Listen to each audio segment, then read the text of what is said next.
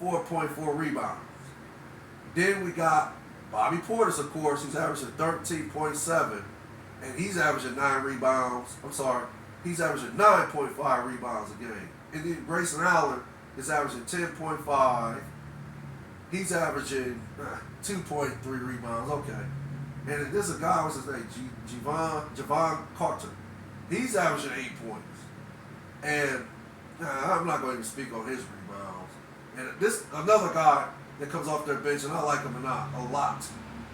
His name is Pat. What's that? Connaughton. Pat Connaughton.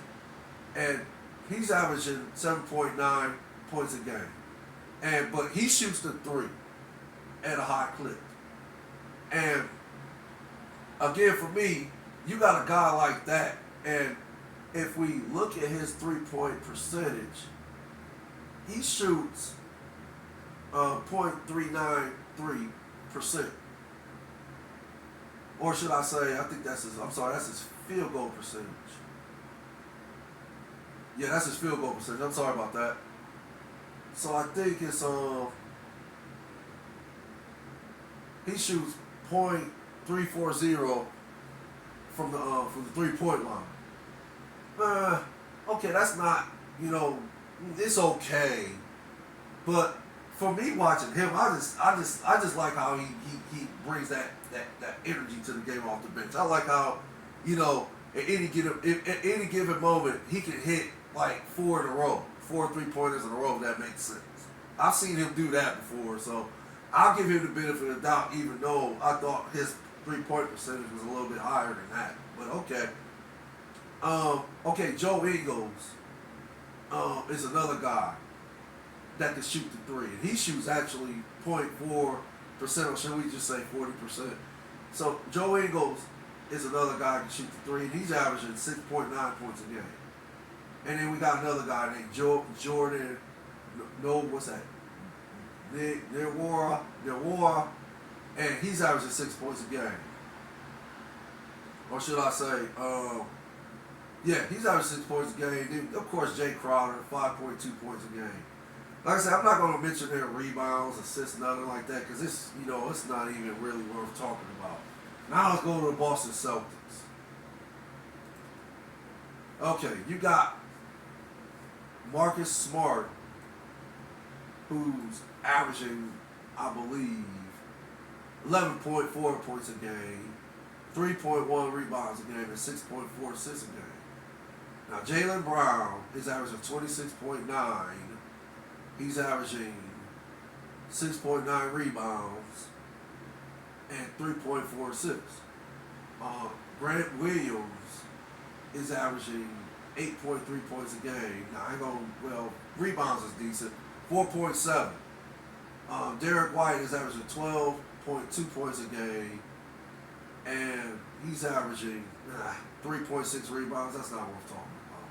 Jason Tatum is averaging 30.2. He's averaging 7.8 rebounds. 8.9 rebounds and 4.6 assists a game. And then, of course, Robert Williams, he's averaging 8 and then 8 rebounds. He's averaging 8 points a game and 8.3 rebounds a game. Al Horford is giving you 9.7 points, and he's averaging 6.2 rebounds a game. Malcolm Brogdon is averaging 14.6 points a game, and he's giving you 3 point. Wow, I'm kind of shocked at that one. 3.7 assists a game. I like to think his assists would be up a little bit more than that. Then I guess you got a couple other guys. No, these dudes, they're not doing too much. But if you compare the benches, not the starting lineup, but if you just compare the benches alone, I would give a slight edge to Milwaukee. So basically, again, I just think Milwaukee is the most completed team in the East. I just think they're the team to beat. I don't see anybody really beating these dudes. I think ultimately they're going to be the NBA champions after it's all said and done. But yeah, if you look up on the screen right now that I got up, you can see, look at the difference between the two top players on the team. On one, you got Jason Tatum, as you can see his stats, and then Giannis, you can see his stats, and clearly, who you think is the better player. So, I mean, I don't even have to say who the better player is between the two. But, I just basically wanted to get my opinion, touch on it a little bit about who I feel, or not about who I feel. This is how I've always been feeling since the season even started. My pick was always Milwaukee. But it's just basically my opinion how I felt about the game. Like I said, I ain't learned anything no more than I already knew.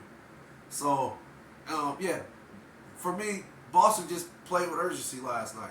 That's why they beat Milwaukee like that. I think it was a case of Boston needed the game more, and Milwaukee simply was tired. They just was playing on tired legs. They might have been, even mentally fatigued too. So, I mean, hey, I could be wrong about that, but I'm just, I do the eye test, and then once Max Kellerman said it, it just, the light went on off of my head saying, oh, that's exactly why they lost. They were tired. So, no, I just, I think if these two teams would have beaten the playoffs, I think Milwaukee will. It'll be a tough series, though. It wouldn't be like a cakewalk or nothing like that. I think it might even go 7 games if they would have beaten the Eastern Conference. I think it'll go down. I think it would go to 7 games. But I think, Milwaukee will eventually, win in 7 games if it came down to it. If not, they will win in 6 games, 4-2. So, okay. But I appreciate y'all listening. If you like, hit the like button. If you want to subscribe, please hit that button too. Y'all stay blessed. Stay safe out there, you and your families. Facts for the Ghost. One love. Later.